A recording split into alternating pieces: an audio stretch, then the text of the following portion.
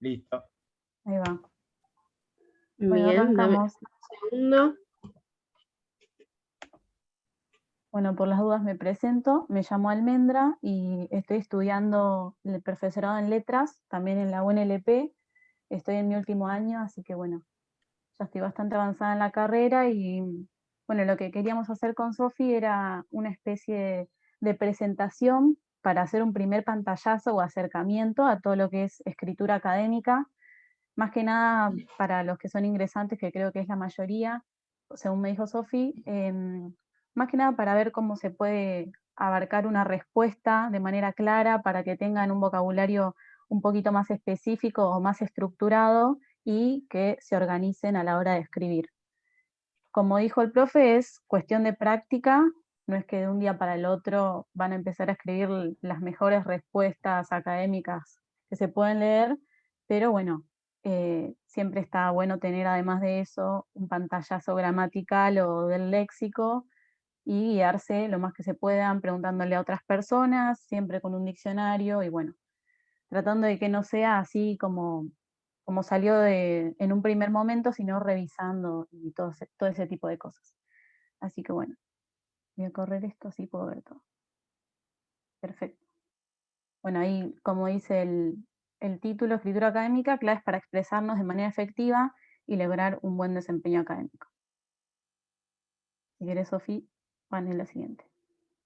Buenísimo. Bueno, lo dividimos en 5 partes. En primer lugar, como introducción, queríamos hacer una diferencia entre lo que es escritura académica y escritura privada, sobre todo teniendo en cuenta que, bueno, la académica no es algo que solamente leemos nosotros y que producimos para nosotros, sino que, bueno, es más científica, que ahora nos vamos a dar cuenta con las características específicas. Y bueno, y después vamos a ir viendo los siguientes puntos. Si quieren, empezamos con el de escritura académica versus privada. Sofi, si querés. Bien. Bueno, me tapa esto, ahí está. Como les decía, ustedes al momento de estudiar, al momento de ser estudiantes universitarios, van a tener que usar muchos tipos de textos que se pueden encasillar tanto en escritura privada como en escritura académica. La escritura privada, como lo dice la palabra, es aquella que ustedes van a utilizar solamente de manera individual, es decir, para ustedes. Por eso nosotros pusimos en ese listadito los resúmenes, los apuntes, las fichas de estudio, los ayuda a memoria, etcétera, todos aquellos elementos que ustedes puedan utilizar a la hora de estudiar para que, bueno, los contenidos sean más interesantes o más inteligibles para ustedes mismos, que bueno, eso es una técnica propia, cada uno tiene una diferente que le sirve a cada persona.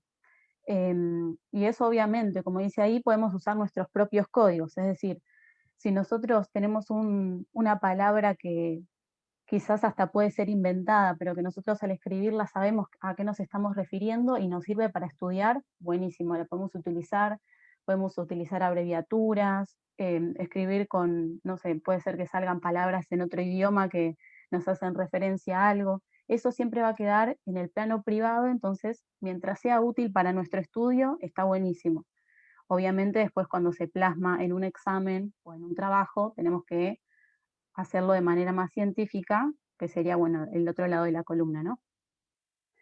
Bueno, dentro de la escritura privada, como dije recién, el objetivo es entendernos a nosotros mismos de la manera más rápida y efectiva. Entonces, para no tener que tardar mucho tiempo a la hora de estudiar o de obtener algún conocimiento, vamos a buscar la más sencilla, la que tengamos más a mano y que nos resulte más fácil de adquirir. Bueno, y como dije hoy, podemos abreviar palabras, usar vocabulario cotidiano y articular las frases a nuestro gusto. Básicamente lo que dije recién.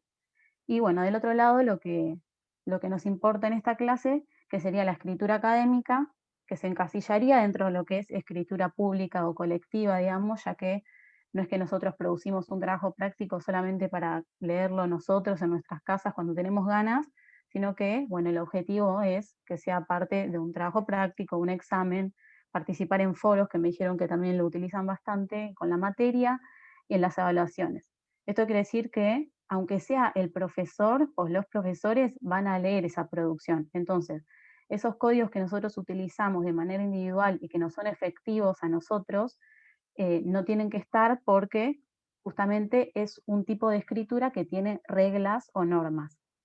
Como acá dice, siguen códigos o reglas que hacen que este tipo de discursos o de textos sean considerados más científicos o académicos. Es decir, están mucho más estructurados, tienen un vocabulario mucho más específico y bueno, a pesar de ser textos que se encuadran en determinada disciplina, deben ser entendidos por más personas aparte de quien redacta. Esta idea es muy importante. Ustedes tienen que tener en cuenta que a pesar de que el profesor o el ayudante, quien sea que vaya a leer su trabajo o sus compañeros, entienden lo que ustedes están diciendo, tiene que ser un texto universal, en el sentido de que, por ejemplo, yo, que no tengo idea de los contenidos de su materia, puedo poder leer ese texto y entenderlo tranquilamente porque ustedes me tienen que dar el contexto y las herramientas para que eso sea entendible para cualquier persona. Bien, si querés seguimos, Sofía. Perfecto. Bueno, acá nos referimos más que nada a un uso inteligente de la lengua. Es decir, tanto la comunicación como el lenguaje, nuestras palabras, nuestros gestos y todo, son necesarios en todas las actividades humanas. Es decir, no hay momento en el que los seres humanos, cuando estamos en contacto con otras personas, no estemos utilizando el lenguaje y por lo tanto comunicándonos. A pesar de que no usemos palabras, nos comunicamos con caras, con gestos de nuestras manos, con sonidos que no impliquen palabras, con movimientos de nuestros cuerpos. Así que bueno, eso ténganlo en cuenta, aunque bueno, hoy nos estamos dedicando más que nada a lo textual, a lo que está escrito, ¿no? Que no es cara a cara. Bueno, y debemos entender también que los textos o los discursos, se puede decir cualquiera de las dos palabras, son tan diversos como lo son los contextos sociales. ¿Qué quiere decir esto? Que, por ejemplo, yo no voy a hablar de la misma manera con Sofi, que es mi amiga, si yo me junto un día con ella, que si le tengo que mandar un mail a un profesor de la facultad o al decano de la facultad. Es decir, cada contexto social que implica a la otra persona o a las otras personas que reciben lo que yo digo o escribo, y tanto el espacio, es decir, el lugar y la gente que me está escuchando, determinan ese contexto social. Y hay infinitos contextos. Es decir, si yo estoy hablando con Sofi por Zoom es una cosa, y si yo estoy hablando con un profe por Zoom es otra cosa. Aunque el lugar puede ser el mismo, el contexto varía con las personas. Así que bueno, básicamente la idea radica en que si queremos ser Perdón, inteligentes, Almendra, sí, perdón. También vos podés estar hablando con Sofi en un contexto, en una estructura coloquial, ujú, personalmente, y no vas a tener el mismo vocabulario que hablar con Sofi en la casa de ella o en el pasillo del departamento. O sea, exacto, sí, también no solamente es la interacción entre las personas, sino el lugar donde está desarrollándose esa interacción, ¿no? claro, serían las relaciones interpersonales más el espacio, ya sea físico o virtual, como en el caso de esta clase, ¿no? Así que esos serían los dos elementos que conformarían las variantes que a la vez dan múltiples contextos sociales. Tanto las personas que conforman ese diálogo o la escritura y la lectura de un texto, como pueden ser las consignas de un trabajo, como el lugar. No es lo mismo escribir un mensaje de texto en un grupo de la facultad que escribirle un mensaje de texto a un familiar. Es diferente. Bueno, entonces tenemos que usar las palabras y nuestra escritura de manera inteligente. ¿Esto qué quiere decir? Que nosotros tenemos que, con la práctica, como dijo el profesor, ir dándonos cuenta cuáles son esos códigos que la escritura en la facu nos pide. Si nosotros sabemos desde un principio que no podemos abreviar, tenemos que ser inteligentes y en un trabajo práctico no abreviar para cumplir con los códigos que la facultad nos exige, ¿no? A veces puede ser tedioso, sí, a veces tenemos que corregir 80 veces, sí, pero bueno, tenemos que ser inteligentes, como dije recién, y preverlo desde el minuto cero para que después el profesor no nos diga, mira que tenés errores de redacción, te falta acá un punto, te falta acá una coma, esto podría ser más claro. Entonces, desde el minuto cero tenemos que utilizar los elementos lingüísticos que nosotros tenemos, que son las palabras y los signos de puntuación, de la manera más efectiva. Y esto, a medida que tenemos más práctica, escribiendo trabajos prácticos, exámenes, participando en los foros, nos vamos a ir adentrando en ese mundo y nos vamos a dar cuenta con más facilidad.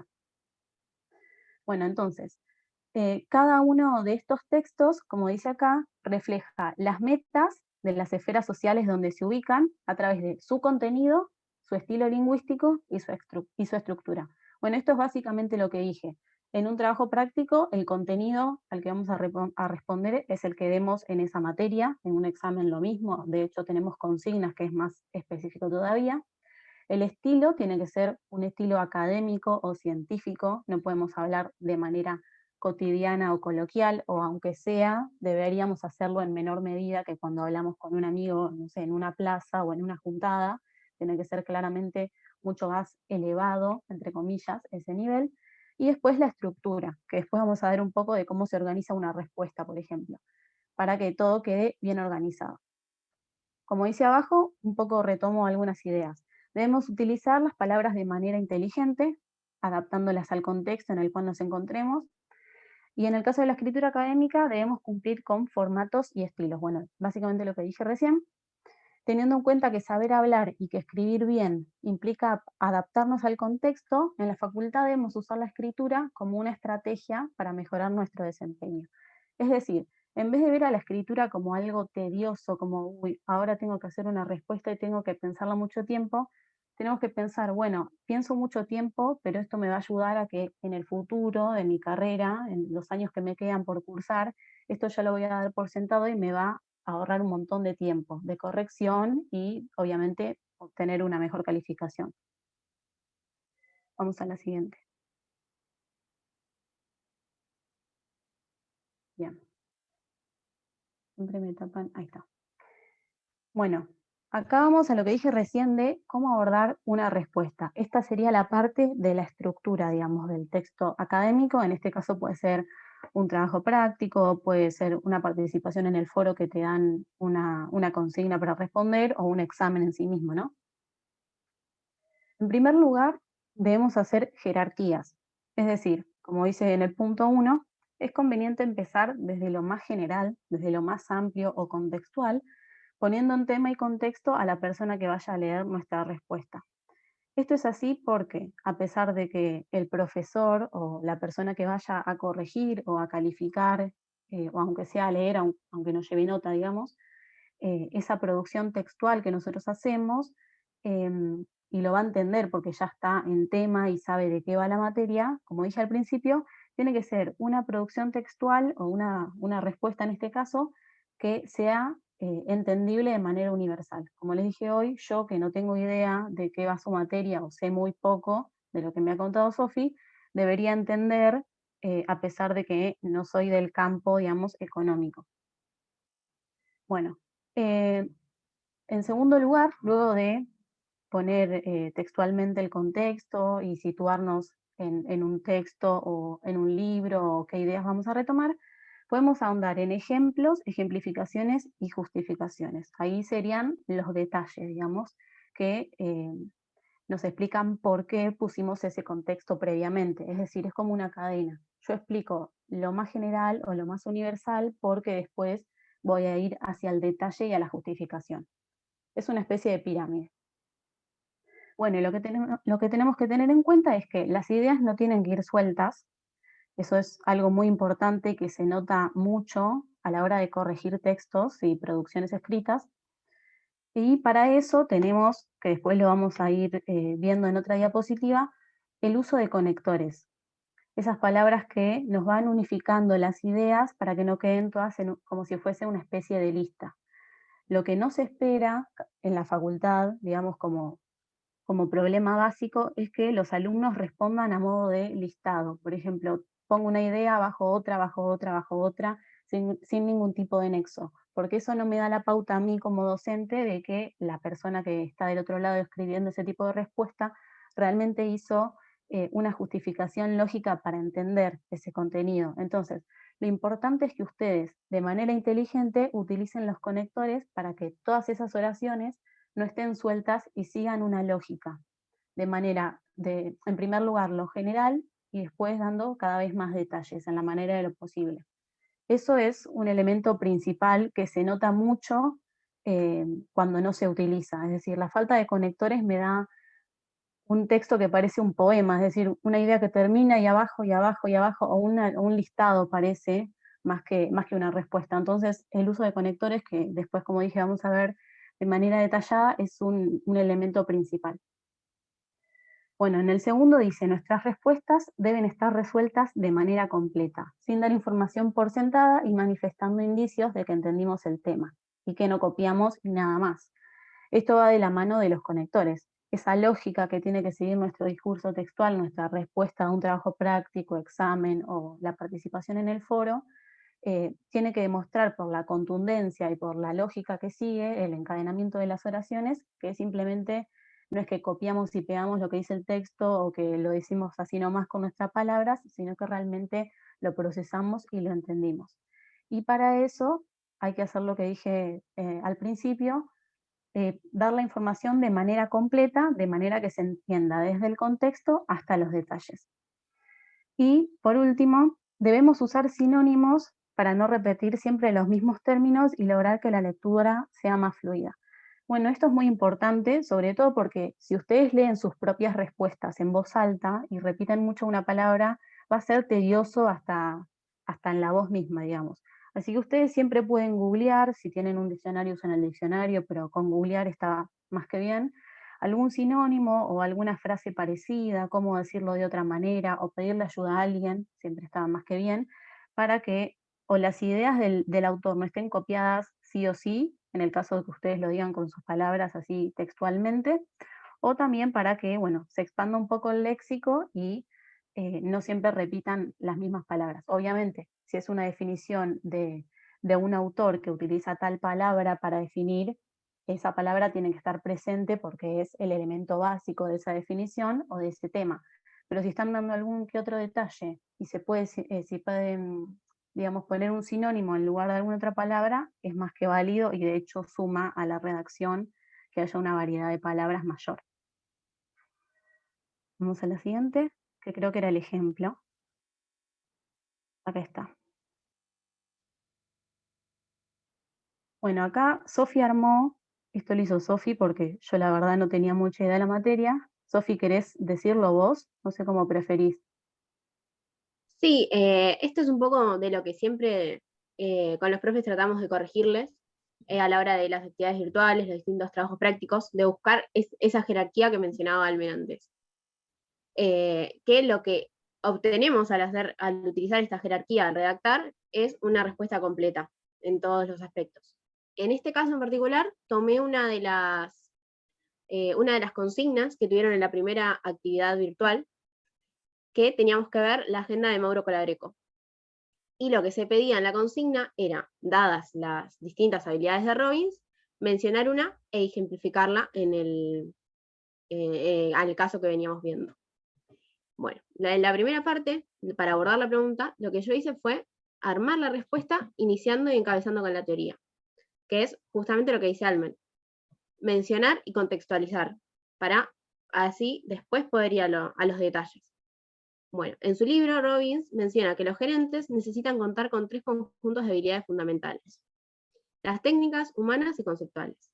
Asimismo, plantea la existencia de un vínculo entre dichas habilidades y los diferentes niveles de gerenciales, alto, medio e inferior, siendo esperable que en ciertos niveles se desarrollen las habilidades en mayor medida que las otras. Ok, entonces, a este punto ya sabemos qué son las habilidades gerenciales. Bien, mencionamos que hay diferentes tipos de habilidades. Y en este caso, nosotros, la consigna nos pide que ejemplifiquemos solo una de ellas. Entonces, elegimos, dado el caso, la que nos parece conveniente, la que vimos que más estaba desarrollada o lo que nos parezca. En este caso, yo elegí las habilidades técnicas. Entonces, ¿qué hago? Bueno, en primer paso, voy a describir el concepto. Las habilidades técnicas son el conjunto de conocimientos específicos del trabajo y de las técnicas necesarias para realizar de forma competente las tareas laborales. Bien, ya estoy contextualizada, ya sé lo que es lo que propone Robbins, qué son las habilidades, qué tipo de habilidades tenemos, y en este caso las que vamos a ejemplificar. Dado este paso jerárquico de ideas, lo que sigue es llevar la teoría a la práctica, es decir, ejemplificar. Entonces, en este caso, observamos que en la agenda de Mauro Colabreco, la actividad de las 16 se puede ejemplificar con la actividad técnica. Ahora, bien, lo identificamos, pero ¿por qué yo sé que esa actividad se ejemplifica con esa habilidad técnica y no con otra? Porque lo deduje, porque se me ocurrió, porque, bueno, voy a ver y capaz elijo cualquiera al azar y capaz estoy en lo cierto. No, tenemos que ejemplificar y justificar. Y más que nada, además de eso, como dijo Almen, para poder dar a entender al docente o a la persona que nos corrige que nosotros hicimos un proceso interno para entender el concepto, más allá de eso, es también la segunda pata del porqué de la justificación, es que nosotros estamos estudiando administración. Y la administración no es una ciencia en la que hay causa, consecuencia y es determinante eso. Al contrario, acá, dependiendo de cómo nosotros justifiquemos, vamos a poder dar una respuesta como válida o no. Por ejemplo, este ejemplo de la actividad de las 16 podría haber sido ejemplo de cualquiera de las otras habilidades dependiendo de cómo lo justifiquemos. Entonces, la clave siempre está en cómo justificamos. De hecho, esa también va a ser lo determinante a la hora de la evaluación como tal. Entonces, dada esa actividad, la justificación es que, en este caso, él apela a sus conocimientos de chef profesional para poder diseñar un nuevo producto. Tampoco es necesario una justificación recontra rebuscada o tirada de los pelos, sino que nosotros logremos poner en palabras por qué, ni bien nosotros pensamos en habilidad técnica en esa actividad. No va más allá de eso. Pero sí es importante que todas estas cosas se mencionen desde la teoría, la ejemplificación y la justificación, para que la respuesta esté completa y para que nosotros podamos demostrarle al profesor que entendimos el concepto. Porque mismo puede estar bien ejemplificado, pero capaz en la justificación el profesor se da cuenta que nosotros tenemos un error en lo conceptual, y es el momento de corregirlo. Ahora bien. Perfecto. Y como les decía hoy, perdón Sofi que te corté, Sí. esta, a pesar de que yo no tengo idea sobre este tema, cuando Sofi me pasó el ejemplo, yo lo entendí perfectamente, a pesar de que no sabía nada acerca de eso, y eso da a entender que es una respuesta bien articulada en la que no se dan cosas por sentadas, porque si no, de esa manera, yo que estudio letras y que no tengo idea de las habilidades, no podría haberlo entendido. Así que bueno, este es un buen ejemplo, después se lo pueden anotar como modelo si quieren. Vamos al que sigue, si querés. Bueno, acá lo que sigue básicamente es los usos que tenemos del punto, de la coma, del punto y coma y de los dos puntos. Que, bueno, puede sonar obvio para algunos, pero no está de más nunca volver a repetirlo, aunque lo sepan del colegio o de manera autónoma, porque a la hora de corregir es algo que se nota un montón cuando hay falta de puntos y de comas, sobre todo. Esas oraciones que no terminan más y que no te dan un respiro y que si las tuvieses que leer en voz alta no te da el aire para terminarlas, es porque algo de esto, aunque sea uno, le falta en el medio. Porque siempre tienen que hacer, en la medida de lo posible, si pueden, obviamente en un examen presencial no se podría, pero traten de leerlo en voz alta a ver qué tan natural suena el decirlo. Si ustedes van leyendo y dicen, esto está fluido, esto está bueno, tengo una pausa para respirar, y todo eso quiere decir que está bien puntuado. Bueno, vamos al uso del punto. Primero debemos distinguir, como dice acá, el punto y seguido del punto y aparte. Como dije, esto puede ser algo obvio, pero a la vez no lo es tanto. El punto y seguido separa oraciones que van dentro de un mismo párrafo. Y el punto y aparte se ubica al final de ese párrafo, de cualquier párrafo, ¿no? O puede ser el punto final, que es el último punto del último párrafo, ¿no? Entonces, en un mismo párrafo se escriben oraciones que tengan que ver con una misma temática. Es decir, las oraciones que entre sí llevan punto y seguido son oraciones que siguen un mismo esquema o un mismo eje básico del que parten. En cambio, bueno, acá dice, o que tienen una característica del hecho que se está explicando, como puede verse, si se quiere, en el ejemplo que dio Sofía anteriormente. Las ideas que se desprenden de un mismo hecho o las explicaciones de ese mismo hecho van todas en un mismo párrafo. Cuando cambiamos de temática o algo que está relacionado, porque obviamente en un texto todo está relacionado temáticamente, pero cuando se gira un poco el eje de atención a otro elemento conceptual o teórico, ahí escribimos otro párrafo. Por ejemplo, ¿no? Si venimos hablando de determinado elemento y después queremos poner una ejemplificación con muchos detalles y características, esa ejemplificación, a pesar de que está relacionada con lo anteriormente dicho, por ser muy extensa, podría ir en un párrafo aparte. Bueno, ahora vamos con el uso de la coma. Utilizamos la coma para separar los distintos elementos de una enumeración.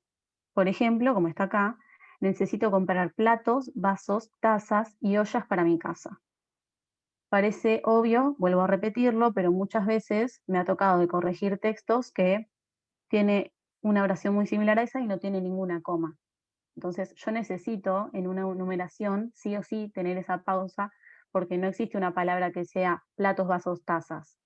Si ustedes no ponen ninguna coma ahí, es como que está todo enlazado, pero no sé qué sentido darle a eso. Bueno, y otro uso que tenemos de la coma es separar detalles que pueden ser extras o todavía más detallados, valga la redundancia, que lo anteriormente nombrado, y bueno, eso va entre comas, lo que se conoce gramaticalmente como oraciones subordinadas. Acá está el ejemplo. Sí, el equipo de gimnasia, que tuvo muchos jugadores contagiados de coronavirus, tuvo que jugar el partido de todas formas. Ahí esa aclaración extra que yo estoy dando acerca del equipo de gimnasia va entre comas, porque es una información que en este caso es necesaria, pero a la vez es más detallada que decir el equipo de gimnasia tuvo que jugar el partido de todas formas. Si yo le agrego esa información, es un elemento extra que es valioso, pero que tranquilamente podría no estar. Entonces, por lo tanto, va en coma, entre comas. Bueno, y ahí dice en el circulito, tanto el punto, la coma, el punto y coma y los dos puntos van pegados a la palabra anterior y separados por un espacio de la siguiente. Eso puede ser que por despistados o por lo que sea no quede así, y en WhatsApp no pasa nada, y en un mail con una persona conocida no pasa nada, pero a la hora de corregir es muy importante, sobre todo con la compu, que se nota más. Siempre va pegada la coma a la palabra anterior, es decir, una coma está entre, o un punto en coma, los dos puntos, está entre dos palabras. Va pegado sin ningún tipo de espacio a la primera palabra y separada por un espacio de la segunda palabra. Parece también, como dije hoy, obvio, pero es algo importante. Pasamos, si querés, Sofi, a la que sigue. Bien, ahora vamos con los dos puntos.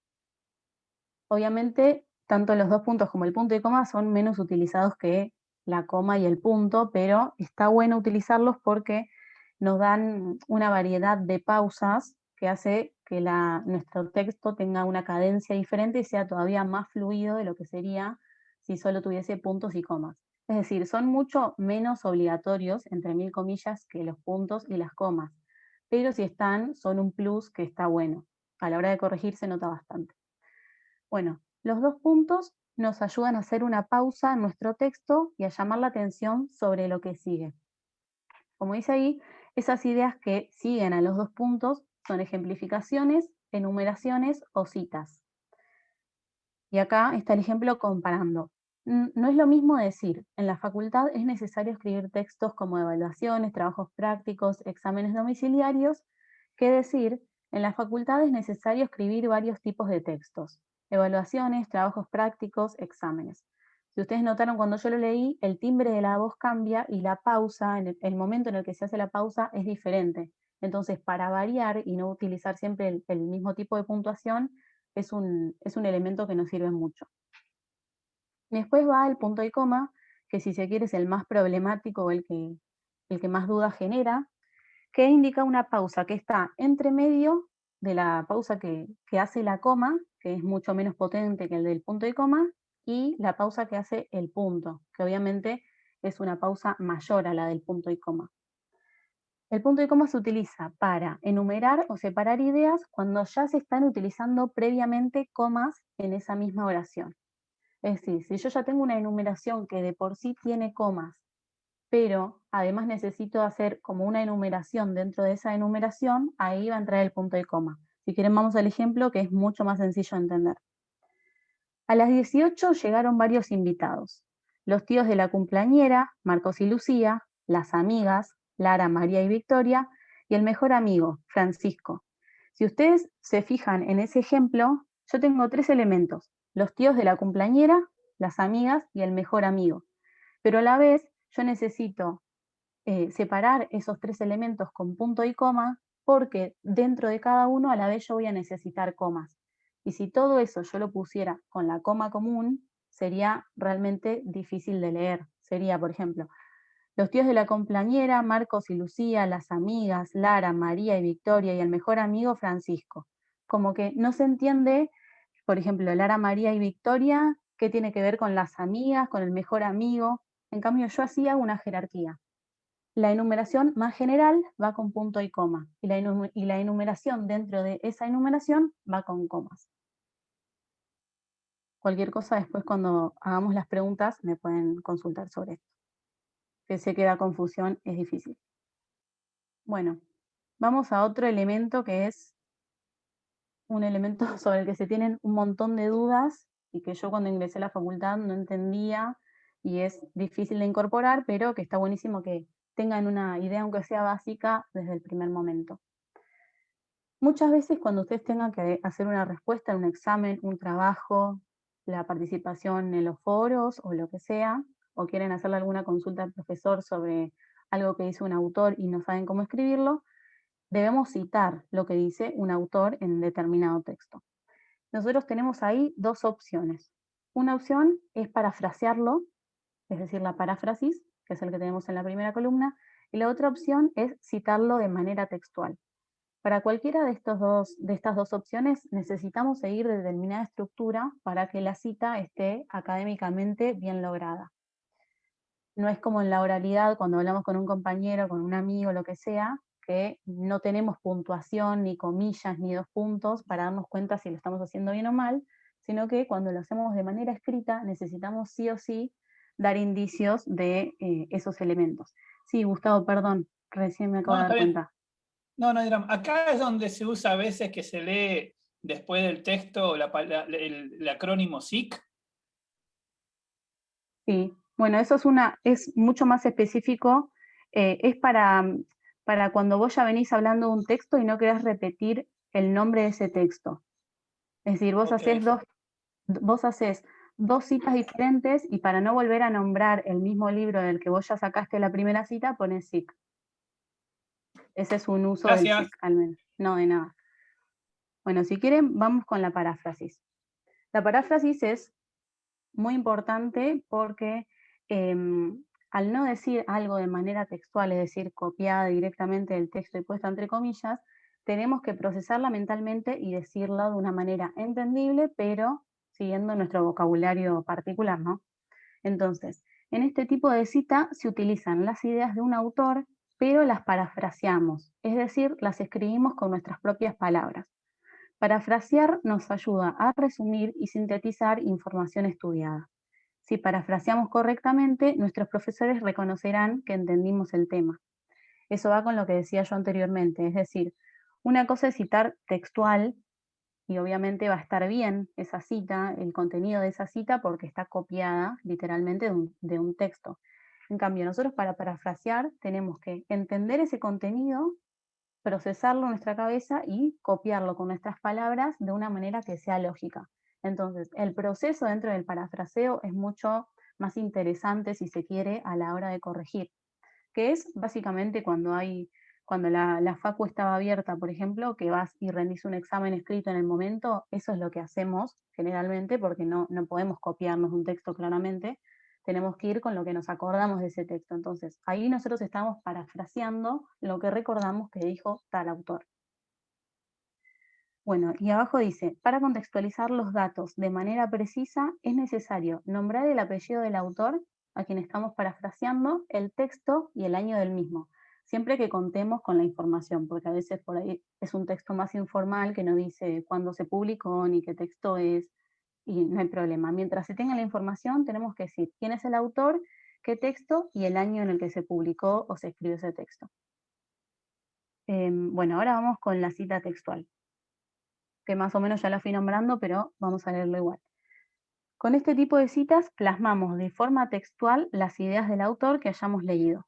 La selección de las oraciones que elegimos copiar debe dar indicio de que la elegimos porque es la que más nos sirve para expresar esa idea. Es decir, si nosotros ya estamos utilizando una frase que es literalmente copiada de un texto, que es súper válido hacerlo, no digo que está mal, no quiero dar esa idea, pero debemos elegir una frase que sea realmente inteligente poner en ese texto. Entonces, no podemos elegir una frase al azar para que, bueno, para que haya algo que dijo el autor y que se nota que leí. No, tenemos que realmente elegir la que nos sirva y sea más contundente para seguir el hilo de la respuesta que nos pide el profesor. No debemos copiar por copiar, ya que el exceso de citas textuales demuestra que no hubo un esfuerzo por parafrasearlas. Como les dije hoy, debemos lograr una especie de equilibrio entre el parafraseo, la paráfrasis y la cita textual. Si nosotros citamos 8 párrafos seguidos, nos damos cuenta de que, bueno, no sé, esta persona no tuvo muchas ganas de procesarlo y es mucho más cómodo copiar en ese tipo de situaciones, ¿no? Entonces debemos hacer un equilibrio para poner cosas con nuestras palabras y cosas copiadas del texto que obviamente son necesarias cuando se pide, ¿no? Las citas textuales van siempre entre comillas y se escribe las comillas, ¿no? Pegadas a la primera palabra y a la última. También debemos indicar, como en el caso anterior, el autor y el texto junto con su año de publicación. Y ahora vamos a los ejemplos. Sofi, si querés, lee lo que es lo tuyo. Bien, bueno, en este caso, para ejemplificar, usé el texto de Chiavenato, que es el que estamos leyendo para la unidad 2. Bueno, el ejemplo, para parafrasear, en el capítulo 11 del texto, Introducción a la Teoría General de la Administración, Chiavenato retoma las ideas de Weber y menciona que la previsión del comportamiento es el objetivo que se persigue con las organizaciones burocráticas. Por ello, sostiene que se prevén anticipadamente todas las acciones de las mismas. Como consecuencia de dicha previsión, se alcanzará la máxima eficiencia del sistema. Acá, como ven, yo estoy contando con mis palabras lo que Chiavenato plantea en su texto. En cambio, en la cita textual decimos, Chiavenato, en el capítulo 11 de su texto, Introducción a la Teoría General de la Administración, retoma las ideas de Weber y menciona, la consecuencia deseada de la burocracia es la previsión del comportamiento de sus miembros. Esto se debe a que todo en la burocracia se establece para prever anticipadamente todas las ocurrencias, rutinas, su ejecución, para que se alcance la mayor eficiencia posible del sistema. Entonces, en este caso, yo estoy diciendo exactamente lo mismo, estoy comentando y dando a entender lo mismo, pero de dos formas diferentes. Con la cita textual estoy literalmente copiando lo que Chiavenato propone en su texto, pero la idea es la misma. De todas formas, lo que está bueno es que en la cita textual hay 2 oraciones cortitas que a la vez están relacionadas entre sí por una aclaración. Eso también da a entender que el alumno, en el caso de ustedes, realmente procesó esa información de manera coherente, porque otra cosa sería copiar todo eso de una sin ninguna participación de la persona que escribe, sino simplemente copiar del texto, pero poniendo este tipo de aclaraciones, aunque sea para relacionar ambas partes, está muy bueno porque da a entender que mínimamente hubo un procesamiento de ese texto que se leyó.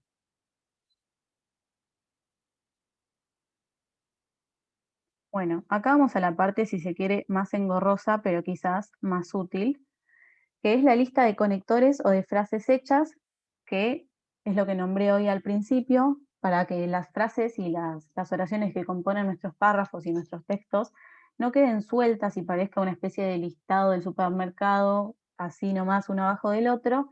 Lo que necesitamos es que haya una relación entre cada una de ellas. Y para esto, uno de los elementos principales para lograrlo son los conectores, que justamente, como lo dice la palabra, conectan oraciones o ideas. Acá lo que hicimos fue dividirlo entre función y ejemplos. Los primeros que pusimos son los que nos sirven para iniciar un texto, es decir, para empezar con el contexto más general de todos.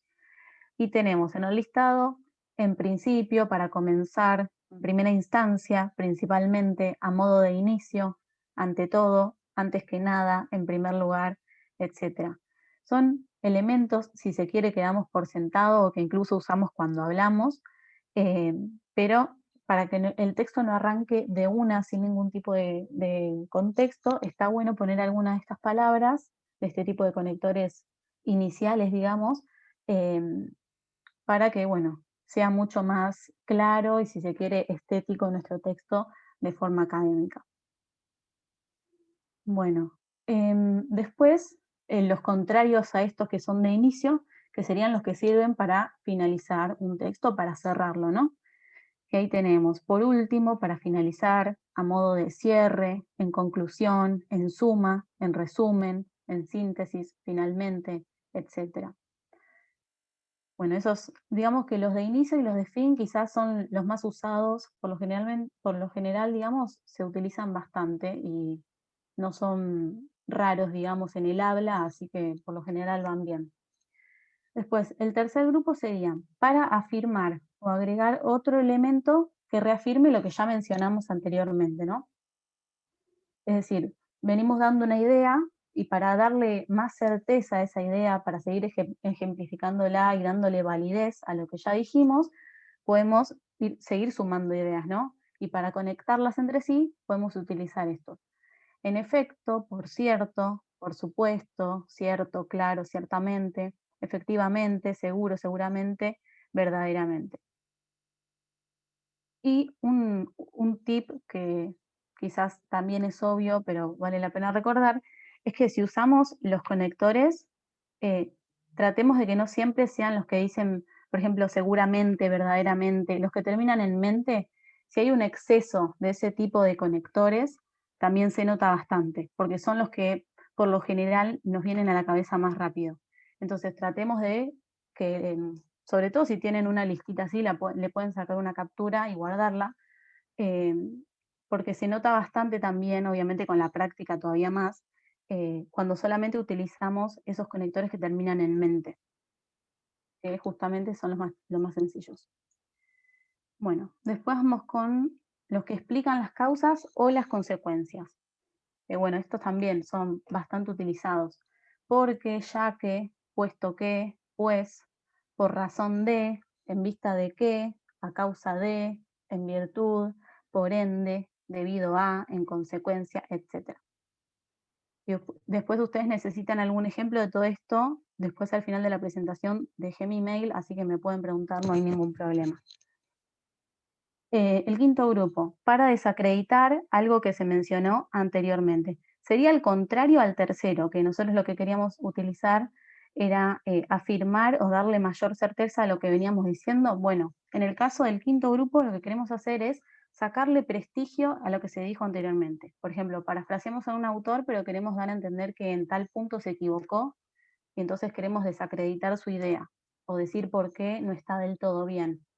Entonces lo que podemos utilizar en estos casos es, pero, aunque, sin embargo, no obstante, en cambio, por el contrario, a pesar de que, por otra parte, excepto, salvo, por más que, empero. Después están los comparativos, que, bueno, justamente, como dice acá, sirven para comparar ideas. Dice, por más que, al igual que, tal como, así como en sí mismo, a la manera como, al modo, tanto como, del mismo modo, a su vez, como sí. Eso es para comparar ideas. Por ejemplo, tanto como Sofi está en este Zoom, yo también lo estoy. Ahí estoy comparando la situación de Sofi con la mía usando ese tipo de conector.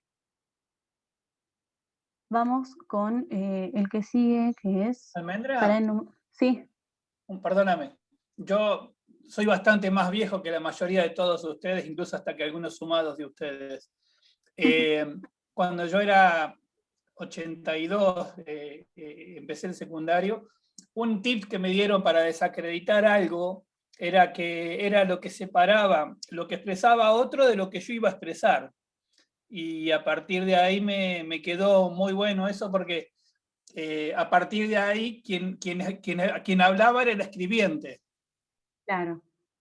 Claro, además para desacreditar a alguien o una idea, porque por ahí es un autor que nos encanta, pero justo esa idea no nos gusta del todo, tenemos que conocer bien lo que dijo. Es decir, nosotros no podemos desacreditar algo si no lo entendimos al 100%.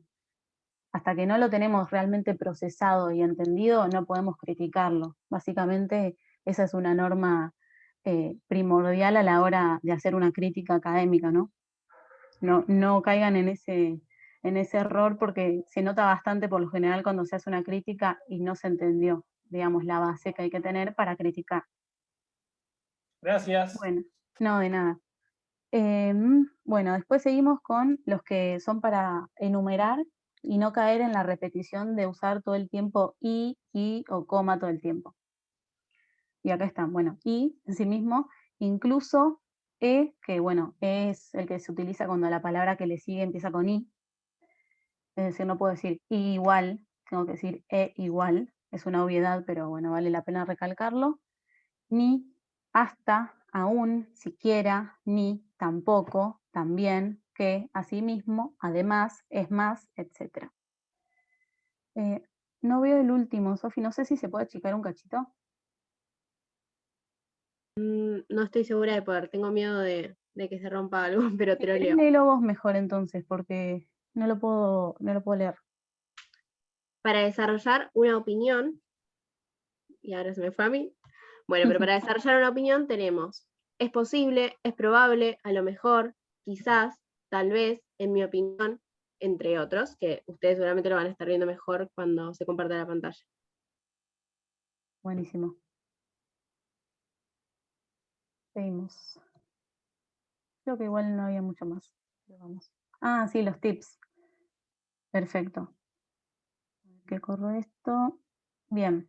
Bueno, estos son otros tips que no se encasillaban mucho dentro de los 4 elementos que ya dimos, pero que de todas formas son realmente importantes. Quizás algunos ya lo fui diciendo a medida que avanzaba el taller, pero bueno, vamos a leerlos también.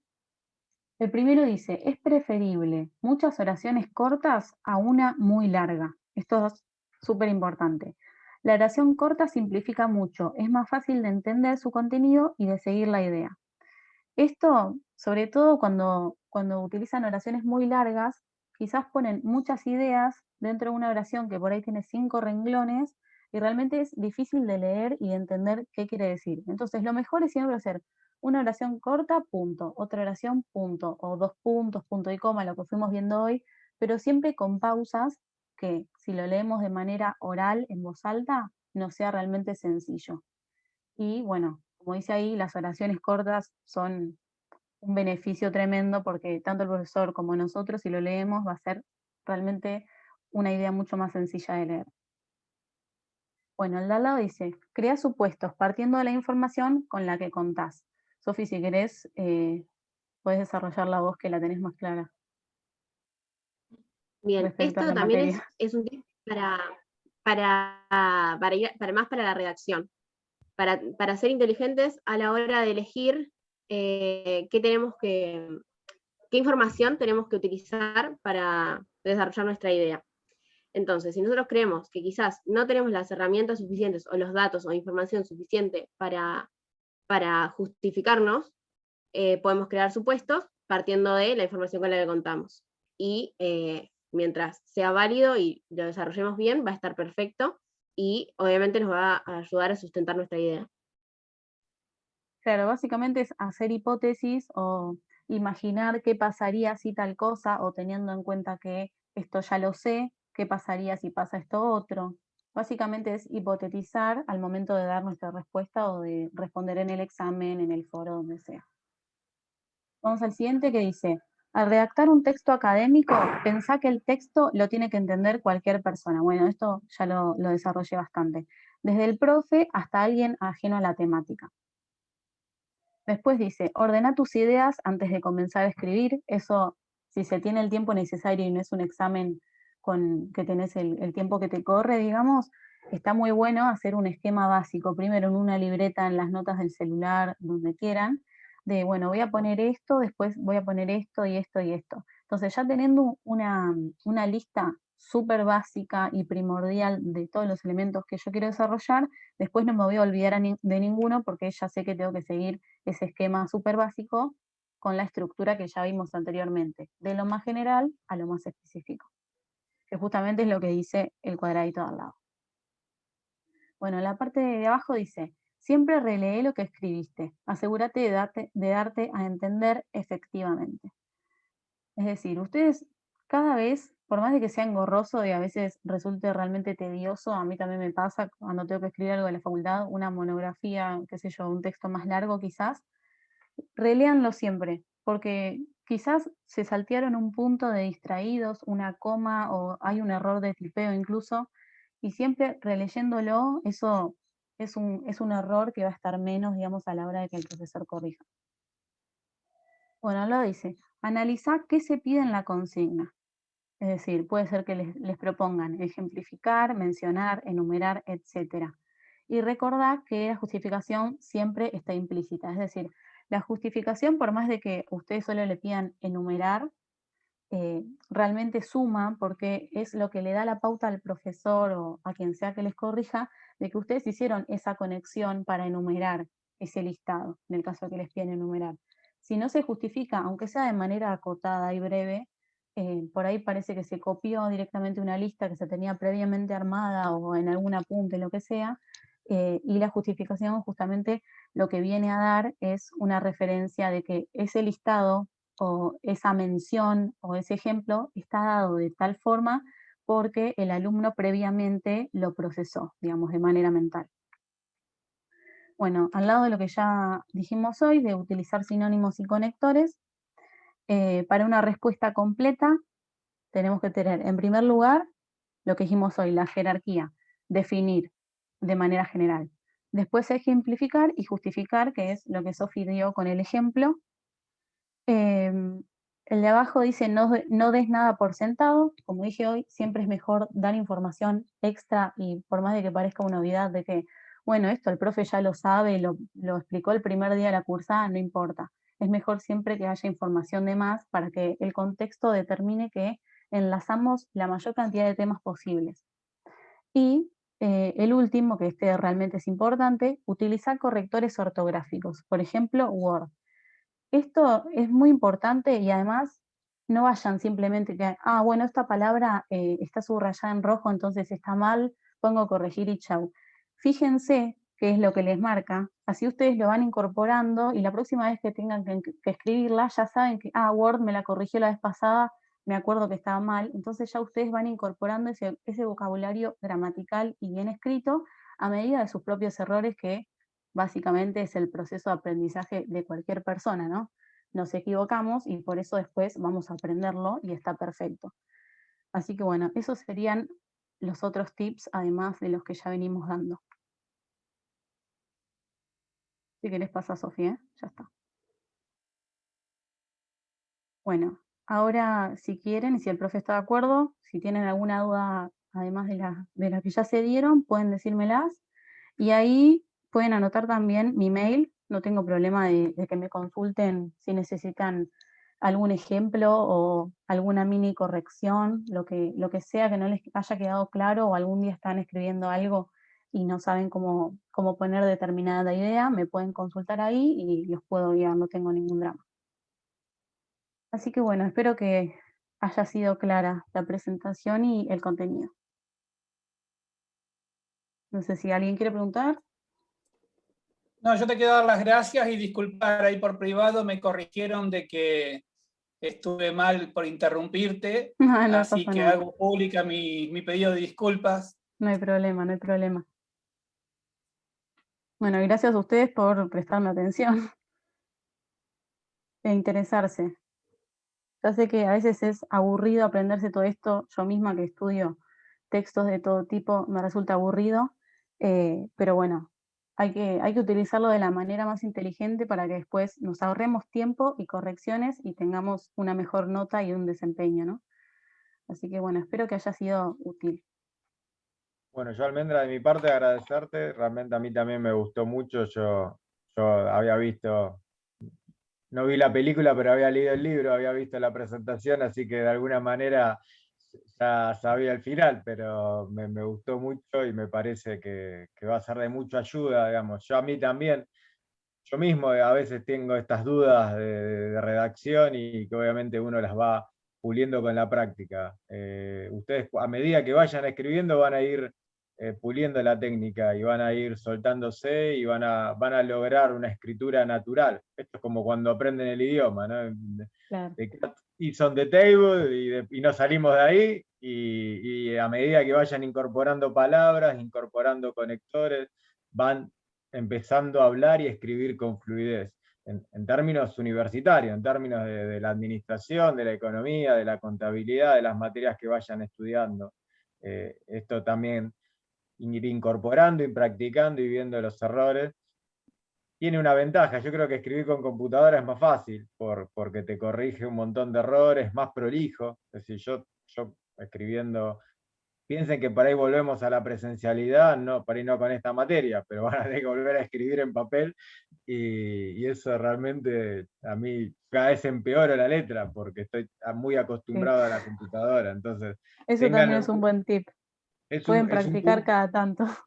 Ténganlo en cuenta que van a dar exámenes probablemente presencial, no digo, no sé cuándo, digamos, pero en algún momento les va a tocar, y ahí también tienen que estructurar muy bien lo que escriben, cómo lo escriben, la prolijidad, para que yo he devuelto exámenes y le he pedido que me lo leyeran, porque realmente llega al punto de no entender, para que vean lo difícil que es comunicar, digamos, ya en estas cuestiones de estructura que planteaba Almendra, si le sumamos una letra muy difícil de entender, eso incomoda aún más la comunicación de lo que ustedes estén expresando. Entonces tengan en cuenta eso, que es muy probable que vuelvan. Piensen que ahora con la computadora, con el A24, ustedes en el examen, ya vi que algunos lo han usado, pero pueden agrandar la letra, achicarla, ponerle colores, pueden ustedes mismos, obviamente dentro de, que no es un cocoliche lo que hagan, pero de alguna manera pueden destacar texto, pueden resaltar, pueden expresar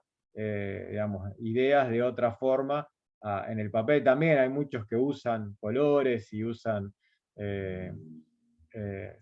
resaltan los títulos, digamos, subrayan, ese tipo de cosas para estructurar ideas que me parece que también es bueno para que lo tengan, para que se entienda mejor, pero creo que después vamos a subir el video y vamos a subir la presentación para que la tengan. Y bueno, y por ahí si se prenden para darlo en La Plata también a los alumnos de La Plata, Sofi, por ahí también yo creo que sería útil. Esto no es una crítica a cómo redactan, sino que es creemos que esto va a ayudarlos a redactar mucho mejor y en beneficio no solo de esta materia, sino del resto de las materias. Bueno, no sé si también, perdón Marian, otra Sí, sí, cosa, no. recuerden que las actividades virtuales, además de para tomar asistencia, para tener una nota conceptual de ustedes, son para esto, para que ustedes se preparen y practiquen. Van teniendo consignas que son similares a las de los exámenes parciales que vamos a tener, y este es el lugar para que ustedes puedan llevar todo esto que estamos viendo hoy a la práctica y lo vayan internalizando y que tengan un mejor desempeño en el parcial, que ya van a venir con la práctica de las actividades virtuales anteriores.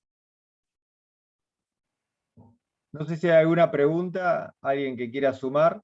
Ahí Raúl, ya te damos la palabra. ¿Qué tal? Buenas tardes, profesor Sofía Almendra. Antes que nada, muchísimas gracias. Es súper útil el aporte, o por lo menos para mí. Quería consultar si las filminas van a estar colgadas, si hay alguna forma de poder hacernos de esas filminas, porque son interesantes. Por lo que tengo entendido, Sofi las tiene en PDF, así que tranquilamente o las mandamos por mail o no sé si las pueden subir al aula virtual, las Sofi. subimos a la sección, cuando ustedes entran al AU24, a la sección de General Belgrano. Ahora cuando terminemos la clase yo ya la subo. Y también, ya que estamos, les comento que ya está subido el cuadro descriptivo que armamos en las tutorías de la unidad 2, así que va a estar todo junto eso cuando vayan al AU en esa sección. Muchas gracias. De nada.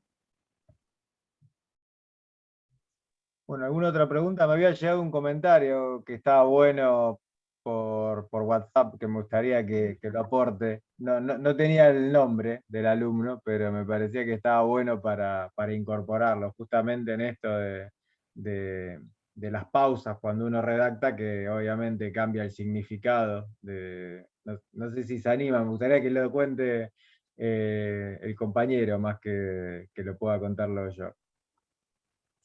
Tomo la posta. Dale, Gustavo. Lo que yo le había escrito a Mariano en su momento era cómo a veces el espacio o el espacio usado entre palabras y entre letras genera diferentes entenderes o diferentes conocimientos, y la palabra que se usa es el calambur. La palabra que define eso es calambur cuando se ordenan palabras de una forma u otra según los espacios. Entonces, por ejemplo, el ejemplo que yo siempre uso, el de Quevedo, cuando se presentó con la reina y le dijo: entre clavel blanco y rosa roja, su majestad escoja. Y nadie se había animado a decirle a la reina que era renga, por un lado. Y después, entre el oro que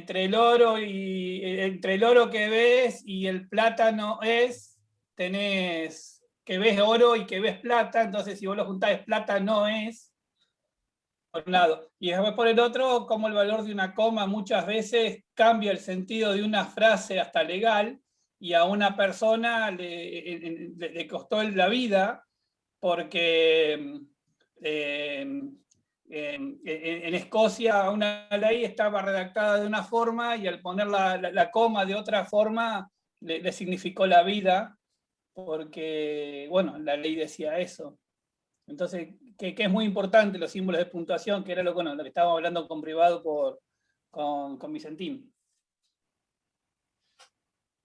Bueno, me alegro que haya quedado claro ese tema. Realmente a mí me ha tocado corregir exámenes de secundaria, no de facultad, y es lo que falta en primer lugar, digamos. El uso de comas y de puntos es lo que más se nota y lo que dificulta en mayor medida la lectura. Porque si yo me ponía a leer esas respuestas a las que quizás eran 10 renglones y no tenía ni un punto ni una coma, así. Si yo intento leer eso en voz alta, y aunque No tome podías aire un respirar minuto nunca. entero, no iba a poder, realmente. Así que esa es una buena práctica. Intenten leer siguiendo las pausas que ustedes pusieron, a ver si les da el aire. Eso es una pausa que no es 100% efectiva, o sea, un elemento que no es 100% efectiva, pero siempre está bueno utilizarlo porque nos da la pauta de que vamos bien encaminados. Bueno, no sé si hay alguna otra consulta. Yo, de mi parte, obviamente, el que quiera preguntar, yo me gustaría agregar esto de la distribución del tiempo, digamos, en organizarse, por ejemplo, en un examen, y dejarse un tiempo para cada pregunta y un tiempo incluso para poder revisar la pregunta y volver a corregirla. Esto que digo, de escribir con computadora le permite a ustedes corregir y editar sin ningún tipo de problema, ¿no? Cuando ustedes lo hacen en un papel, en un examen, tienen que tachar, hay anotaciones que puedan llegar a ser sobre el mismo texto, que hace todavía mucho más compleja el entendimiento de eso. Entonces, tienen esta ventaja con la computadora, pero no quita que cuando escriban en papel tengan en cuenta la estructura de lo que van a... Tómense una pausa para escribir en lo que van a poner, y obviamente una pausa después al final para poder revisar y corregir, agregar las comas, los puntos, los acentos, salvar alguna cuestión que pueda llegar a estar mal. Pero ténganlo en cuenta que eso es importante cuando les toque volver a dar exámenes en papel, que ya han dado en la secundaria, pero si esto se alarga, puede ser alguna costumbre ya de rendir exámenes, y bueno, y lo tienen que tener en cuenta también.